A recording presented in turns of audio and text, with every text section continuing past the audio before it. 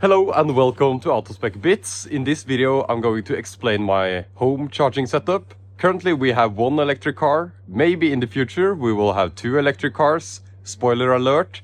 And we have two EVSEs, and in this video I'm going to show you them, explain them, and also talk a little bit about the power grid that's in Norway, because it's different than the rest of Europe.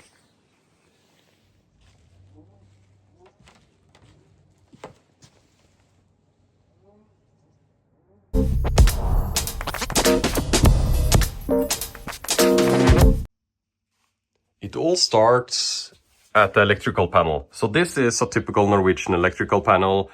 It's, let's just open it and I'll explain a little bit about the power grid in Norway, because most of Europe uses something called TN, Terra Neutral 400 volt. So they have a 400 volt line. We have no 400 volt line into this house because it has a different power grid. In Norway, we also have this other power grid that's called isolated Terra. And we even have a third power grid, which is called TT or Terra, which is extremely rare. Like, it's so rare that maybe 1,000 houses have this distribution system. And it's fine. It's very similar to isolated Terra. I won't go in depth on power grids. And honestly, I'm no expert at power grids either, so I wouldn't be able to explain everything about it. But we have no 400 volt line into this house. We have no ability to do the traditional European 22 kilowatt kind of 400 volt calculation three-phase charging that you see all around Europe. So here we have connected EVSE, two EVSEs. Like I mentioned, we have two EVSEs. So the first one is connected to this 32 amp breaker. It's set to 25 amps. 25 times 230 will give us around 5 kilowatts. So one of the EVSEs is 5 kilowatts. And then we have this Tesla wall connector, which is set on a 40 amp breaker. I think it's set to 32 amps, which will give us 7.4 kilowatts, which is, of course, very, very normal for this type of distribution system. You can get 11 kilowatts or more, actually a little bit more, by doing three-phase on isolated Terra or Terra distribution system, but that's very frowned upon because of wire security and heat and stuff, which I won't explain in this video, but in general it's a little bit frowned upon. I have family members that have three-phase on isolated Terra distribution, which is again very different from the TN Terra Neutral 400 volt distribution that we have in the rest of Europe. So how many households in Norway have this kind of isolated Terra or Terra? I think it's around 50%. And then Terra, which I have here, is probably under 500 houses in the entire country. And maybe in the entire Europe, there might be some in Eastern Europe, but it's a very, very rare type of power grid.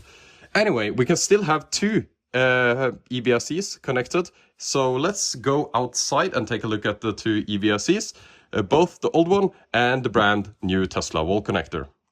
Look at that beautiful cable management. So this is the Tesla wall connector. This one has the ability to charge my car at 7.4 kilowatts, which is more than enough for my need. That's why I haven't pushed to get it up to 11 kilowatt with a different kind of connection. You can see the very thick cable here to run. This is probably rated for like 40 amps or more, because that's a breaker. It's a thick cable that goes all the way around the house and into the electrical panel. Here we actually have some outlets, so you can actually charge more electric cars at once outside. We will go into the carport very soon and take a look at the other charger, but the Tesla wall connector is, in my opinion, one of the best EVSEs you can buy. And you can just click the button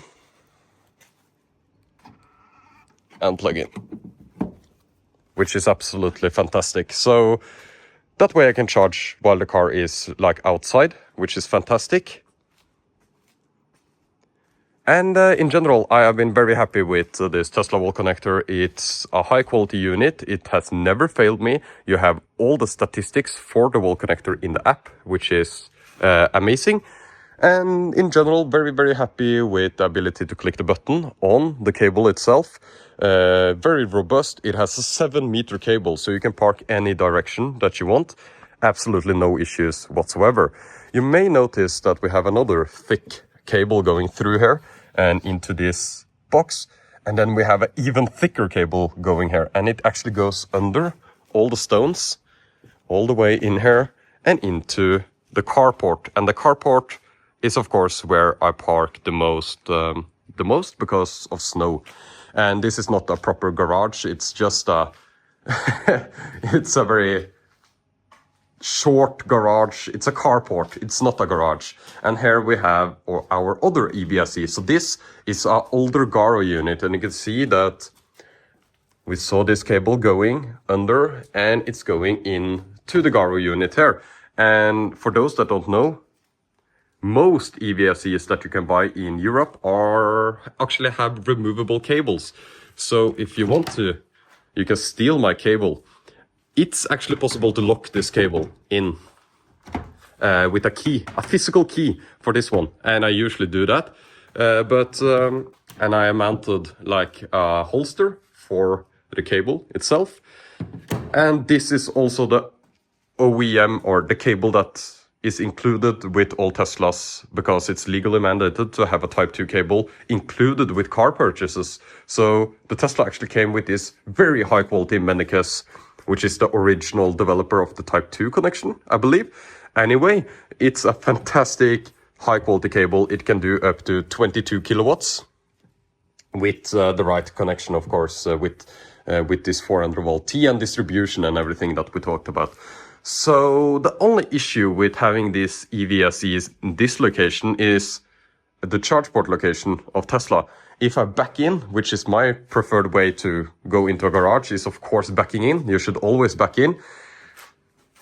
I have to reach the cable all the way around and into the rear driver's side of the car. It's much easier to park outside and charge outside.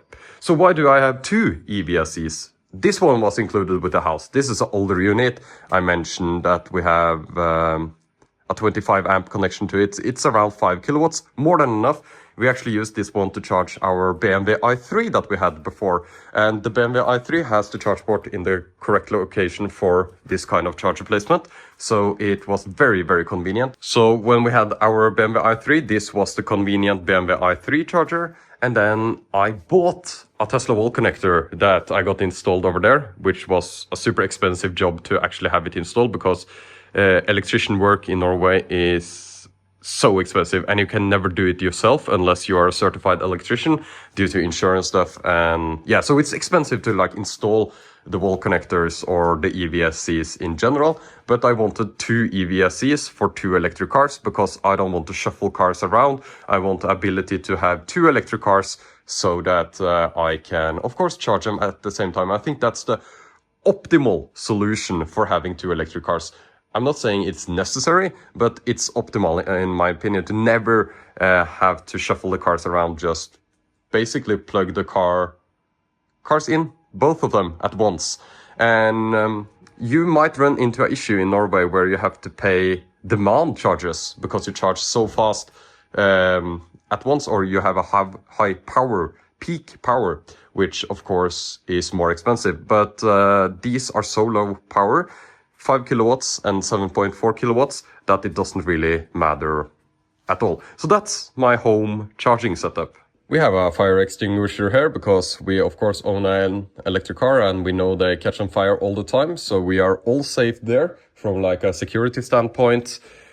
And I must say that I kind of like that you can remove the cables because then you can replace the cable. If you drive over this cable and damage it, you can at least replace the cables. They are incredibly expensive, these high quality charging cables, but they are still cheaper than a brand new EVSE. With the Tesla wall connector, you are actually not able to replace the cable at all in Europe, at least. I think there is a solution in the US where you can kind of get the new cable soldered on, but that's not a solution in Europe. You have to replace the entire unit, which is a very expensive thing to do. So, do you believe that we need 2 EVSEs to be able to charge 2 electric cars? Or do you think it's okay to shuffle one car around? I think you kind of need 2 if you have 2 electric cars. And I'm actually thinking about getting another car this year. For my personal car, this is actually my fiance's car, the Model Y Performance over here. It's our dog car, perfect dog car, dog mode, everything. It's just an absolutely fantastic car. But I think I need a new daily driver. So yeah, thank you so much for watching this short Out of Spec BITS video where I just talk you through my home charging setup.